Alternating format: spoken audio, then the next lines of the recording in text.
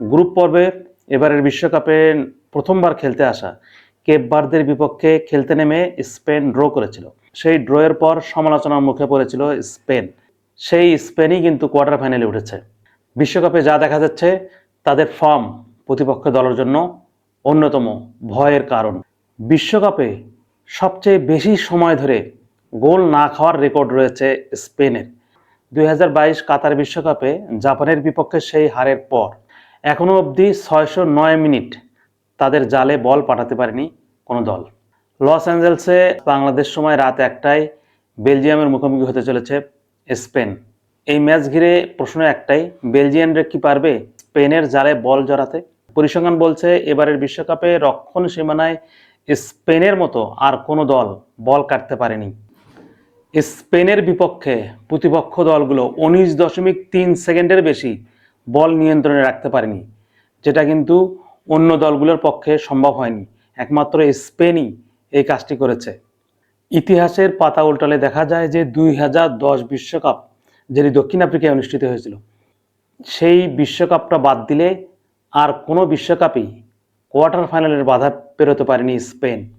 তবে পরিসংখ্যান বলছে গত 46 বছর ধরে অফিসিয়াল কোনো ম্যাচে স্পেনকে হারাতে পারেনি বেলজিয়াম।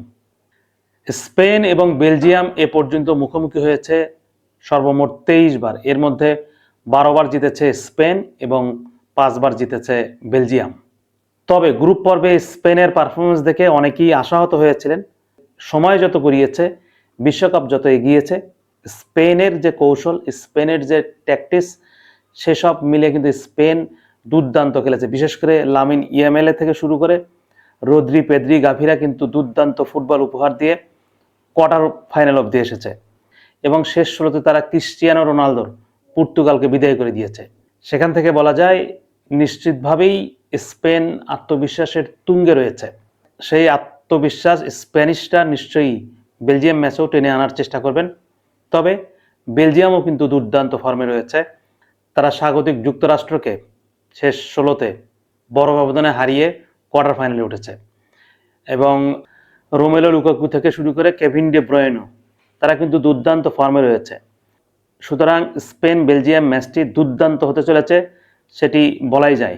এখন দেখার বিষয় স্পেন বেলজিয়ামকে হারাতে পারে কিনা, নাকি বেলজিয়াম আর একটি চমক উপহার দেবে।